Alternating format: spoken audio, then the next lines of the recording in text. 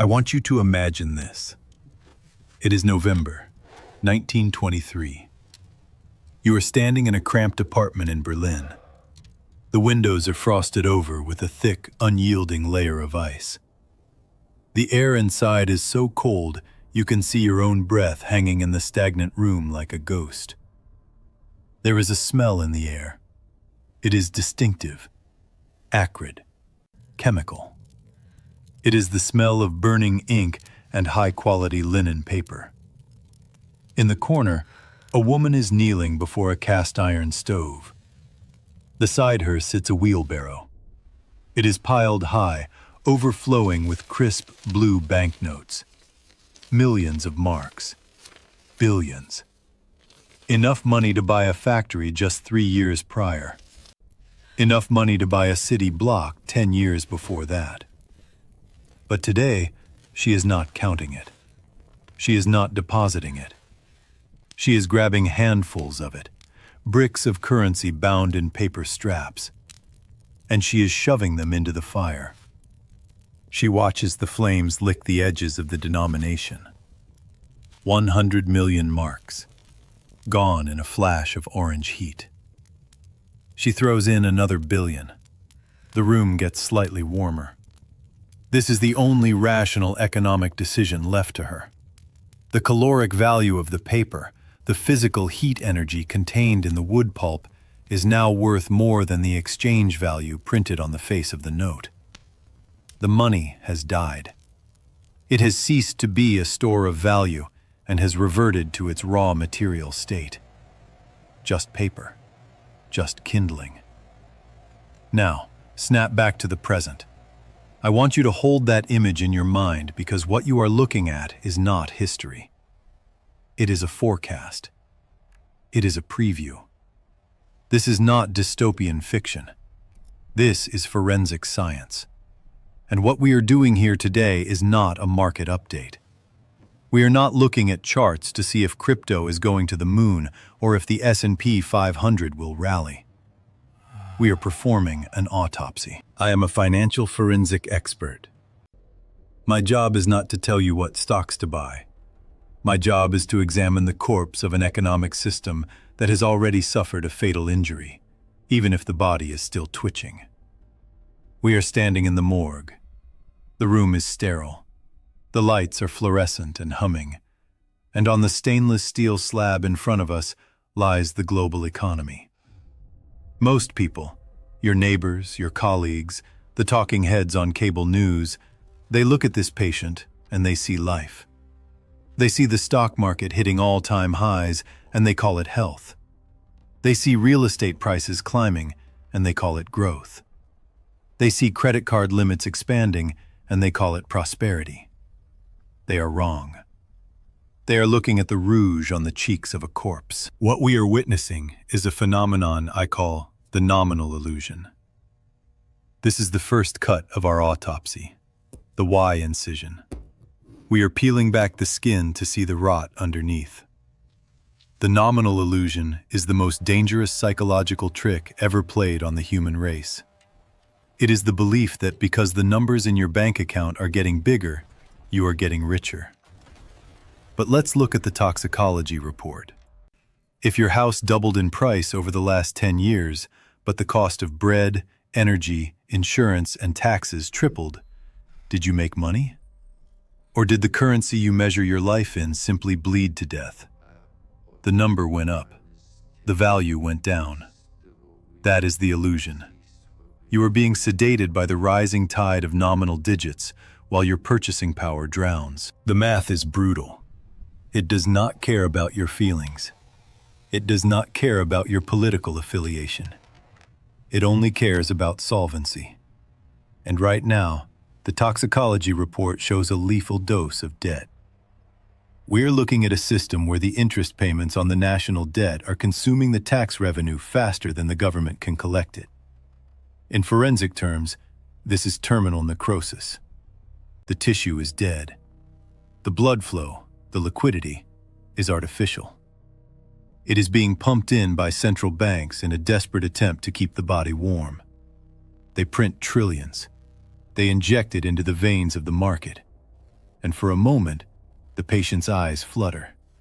The chart goes green. The headlines celebrate. But this is not recovery. This is rigor mortis being delayed by a morphine drip of printed fiat. History is a relentless teacher, and it works on a schedule. There is a statistical reality that terrifies economists when they whisper in private. It is the rule of 27 years. The average life expectancy of a pure fiat currency, a currency backed by nothing but faith and government decree, is roughly 27 years. Sometimes less, rarely more. We are currently living on borrowed time. We are statistically overdue for the death rattle. When you look at the Great British Pound, the original sterling, it has lost 99.5% of its purchasing power since its inception. The US dollar? 98% gone since 1913. We are fighting over the remaining 2%. We are scraping the bottom of the barrel, arguing over crumbs, while the structural integrity of the entire barrel is disintegrating. The autopsy reveals that the organs are failing. The bond market, which is the heart of the global financial system, is erratic. It is skipping beats. When sovereign debt, the so-called risk-free asset, becomes volatile, that is the equivalent of a massive cardiac arrest. It means the world no longer trusts the government to pay its bills without debasing the currency to do it. You need to understand the gravity of this. This is not a recession. A recession is a cold. This is a currency collapse. This is systemic organ failure. In the coming minutes, I am going to walk you through the stages of decomposition. I am going to show you why the assets you think are safe, your savings account, your pension, your bonds, are actually the most dangerous places to be. I'm going to explain why money, as you know it, has already died, and why the smell of burning banknotes in 1923 Berlin is about to drift into your living room. We are going to dissect the corpse of the middle class. We are going to analyze the pathology of hyperinflation, not as a possibility, but as a mathematical inevitability. The central banks have trapped themselves in a room with no exits. If they stop printing, the system collapses from deflationary shock. If they keep printing, the currency annihilates itself in an inflationary inferno. They will choose the printer. They always choose the printer. Before we cut deeper into the vital organs, I need to know who is in the room with me. I need to know who has the stomach for this procedure. Most people will turn away. They will click on a cat video. They will choose the blue pill of ignorance. But if you are here, watching this, you are part of the forensic team now. Drop a helicopter emoji in the comments right now. Do it. Let me know you are monitoring the injection of liquidity from above. Let me know you see the money dropping from the sky, diluting your labor, stealing your time, and preparing the fuel for the bonfire. Leave the helicopter. Signal that you are awake. Now, grab your scalpel. We are going deep into the belly of the beast to see what they have been feeding it. Imagine this. I want you to walk with me into a very specific type of morgue. It is cold. It smells of old dust and desperate ink. The drawers in the wall do not hold human bodies. They hold the corpses of fallen currencies. Pull open the drawer marked Rome. Inside lies the denarius, diluted by emperor after emperor until it was nothing but copper washed in silver, leading to an empire's collapse. Pull open the drawer marked France, 1790. Inside is the assignat, a paper promise that burned the wealth of a nation in less than 7 years. Pull open the drawer marked Weimar Republic, 1923. You see wheelbarrows full of paper that could not buy a single loaf of bread. Now, look at the pattern. We are not here to discuss politics. We are here to conduct a forensic timeline analysis.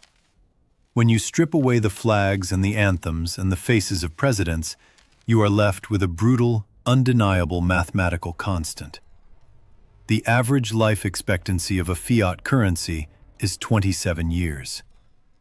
Let that number sink into your bone marrow. 27 years. That is less than the term of a standard mortgage. That is less than the career of a civil servant. That is a blink of an eye in the history of commerce. Since the Roman era, thousands of currencies have been issued. Do you know how many have survived to the present day while retaining their original purchasing power? 0. The survival rate is 0%. This is not pessimism. This is historical data. This is the autopsy report of every economic system that tried to print wealth out of thin air. They all die. The cause of death is always the same. It is a specific form of financial cancer called the financial Ouroboros. In mythology, the Ouroboros is the serpent eating its own tail. In forensic finance, it is the moment a central bank becomes the primary buyer of its own government's debt because the rest of the world has stopped trusting the solvency of the host. We are watching this beast consume itself right now. Let us look at the anatomy of this suicide. The government spends money it does not have. It issues a bond, which is an IOU. It asks the market to buy this debt. But when the debt becomes so massive, so unpayable, that the math no longer works, the market steps back. Rational actors stop buying. So, who buys the debt? The central bank prints new currency to buy the bond from the government. The government takes that printed cash and spends it into the economy. This dilutes every single dollar, euro, or yen you have in your pocket.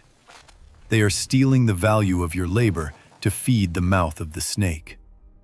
But here is where the pathology becomes terminal. Here is where we arrive at the year 2026. We are currently tracking an exponential curve in debt service costs. This is the interest payment on the national credit card. For decades, this line was flat. It was manageable.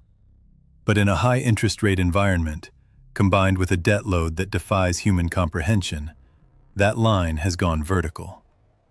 We have entered the phase of compound interest collapse. By our calculations, looking at the trajectory of tax receipts versus mandatory spending and interest payments, we hit a mathematical wall in roughly 24 to 36 months. The year 2026 is not a random guess. It is the projected date where the interest on the debt consumes 100% of tax revenue.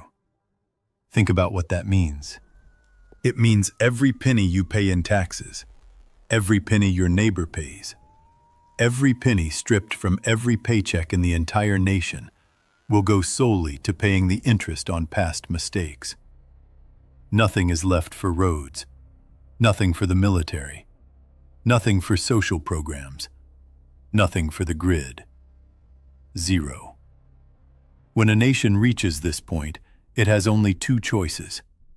Choice 1 is default. You tell the world you are bankrupt. You wipe the slate clean. Markets crash, credit freezes, supply chains halt, but the bleeding stops. Choice 2 is the printing press. You print the difference. You print the interest payments. You print the budget. You print the bailout. You accelerate the Ouroboros. History tells us they always choose option 2. They always choose the printer. This triggers the final stage of the 27-year cycle. This is the phase of hyperinflationary necrosis. This is when the money dies. You might be thinking that the dollar has been around longer than 27 years. You are falling for the nominal illusion. You are looking at the name on the paper, not the organ inside.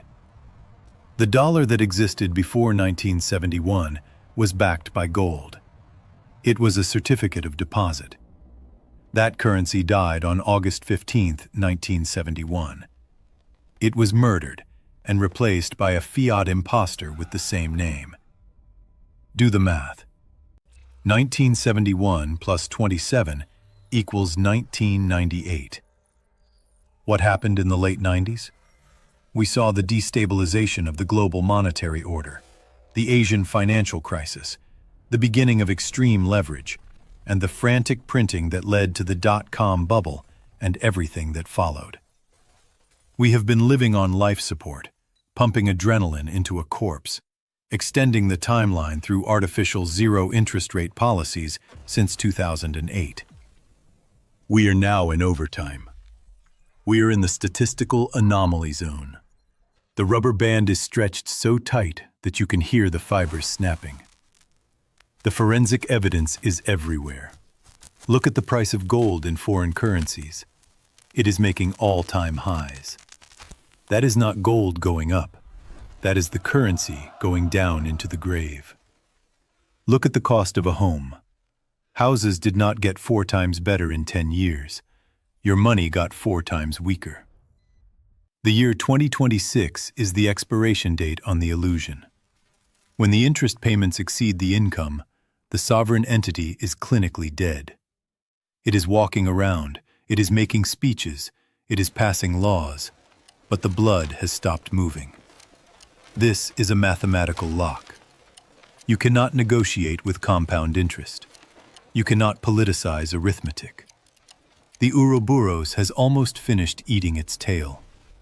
It is reaching the head, and when the jaws snap shut, the vacuum created will suck the purchasing power out of every savings account, every pension fund, and every bond portfolio that is not anchored in something tangible. We are describing an extinction event for paper wealth. If you are holding 100% of your life energy in these paper tickets, you are standing inside a burning building arguing about the thermostat setting. You need to understand that what is coming is not a recession. A recession is a fever. This is a fatal cardiac arrest of the monetary unit itself. The autopsy is nearly complete. The cause of death is confirmed. The time of death is approaching. The only question remaining is not if the patient will die. The patient is terminal. The question is, where will you be standing when the flatline tone begins to scream? I want you to imagine the first morning after the banks do not open.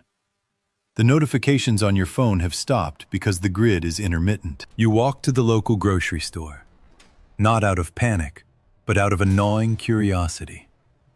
The sliding glass doors are pried open. The shelves are not just empty, they have been stripped of the shelving units themselves. There is no police siren in the distance because the fuel budget for the precinct evaporated 48 hours ago. This is the moment where your portfolio, your 401k, and your digital net worth face the ultimate audit. And this is where I have to deliver the most uncomfortable verdict of this entire autopsy. Most of you who think you are prepared are actually making a catastrophic allocation error. You have been sold a narrative that gold is the ultimate safe haven. You have been told that when the dollar dies, the man with the most silver coins wins. Let us apply forensic logic to that assumption. In a high-trust society, gold is a store of value. In a low-trust society, specifically during the initial 90-day shock phase of a total currency collapse, gold is a liability. Imagine standing in a dark alley trying to barter for 3 gallons of gasoline or a box of baby formula. You pull out a 1-ounce gold coin. At current valuations, that coin represents nearly $3,000 of purchasing power. The man with the gasoline looks at you. He looks at the coin. He cannot make change. You cannot shave off a microscopic filing of that coin to pay for a singular commodity. The friction of the trade is too high. The velocity of money freezes. In that specific window of time, your gold is useless. It is a shiny rock that you cannot eat, you cannot burn, and you cannot shoot. This brings us to the concept of the tangible sovereignty protocol. We must look at historical autopsies of dead economies to understand what actually functions as money when the government fiat evaporates. We look to Sarajevo in the 1990s. We look to Venezuela in 2017. We look to Zimbabwe. The data is consistent. The most valuable currency unit in a collapsed economy is not the Krugerrand. It is the Bic lighter. I want you to process the economics of a disposable plastic lighter. It is portable. It is instantly recognizable. It is impossible to counterfeit. Most importantly, it provides a fundamental utility that separates life from death. Fire. Fire boils water. Fire cooks food. Fire provides heat. In the besieged city of Sarajevo, a single disposable lighter could command a trade value equivalent to weeks of labor. It became the base layer of the new monetary system. This is what I call utility density. You must shift your thinking from wealth preservation to utility acquisition. Consider antibiotics. A bottle of amoxicillin or doxycycline in a post-Fiat world is not just medicine. It is leverage. If your neighbor's child has an infection and the hospitals are shuttered, that bottle of antibiotics is worth more than a stack of gold bars. The gold bar sits there. The antibiotics save a life. The market clears based on desperation, not speculation. This is the brutal mathematics of survival economics. We are talking about 50 round boxes of .22 caliber ammunition. We are talking about water filtration tablets. We are talking about pint bottles of high-proof alcohol. These are small, divisible units of trade that carry intrinsic value regardless of what the Federal Reserve Chairman says on a television screen that no longer turns on. This is tangible sovereignty. It means your wealth is not a claim on someone else's promise. It is a physical reality under your direct control. If your wealth depends on a counterparty, a bank, a brokerage, a government, you are not solvent. You are merely a creditor to a bankrupt entity. Tangible sovereignty means you hold the asset. You hold the utility. You are the central bank of your own existence. The autopsy of the global financial system shows us that complex systems do not degrade linearly. They collapse exponentially. One day the store has bread, the next day the currency is hyperinflating. The day after that, the supply chain halts completely. In that vacuum, the man with a garage full of utility items, batteries, seeds, tools, medical supplies, is the new investment banker. He provides liquidity to a market that is starving for real goods. You need to understand that we are moving from an era of financialization to an era of realization. The paper ticket is burning. The digital illusion is flickering. Only what is real will remain. This is not a suggestion to become a hoarder. This is a forensic prescription for portfolio diversification into reality. You must anchor a percentage of your life energy into things that exist in the physical plane, things that solve problems. Because when the credit cycle finally flatlines, the only credit score that will matter is, do you have what I need to survive the night? The autopsy is complete. The findings are conclusive. The patient, the fiat currency system, is in the final stages of organ failure. The central planners are currently preparing their final response. They are fueling up the printing presses for one last, massive injection of liquidity. They will try to print their way out of a solvency crisis. This is the phase we call the helicopter drop. It is the final gasp of a dying currency. I need to know who in this room is actually paying attention to the monetary supply data. I need to know who understands that this injection is the signal to exit the system entirely. If you are watching the skies, if you are monitoring the liquidity, if you are ready to implement the tangible sovereignty protocol before the final crash, I want you to go to the comments section right now. I want you to leave a single emoji of a helicopter. Leave the helicopter to let me know you are tracking the injection from above. Let them print. We will be ready.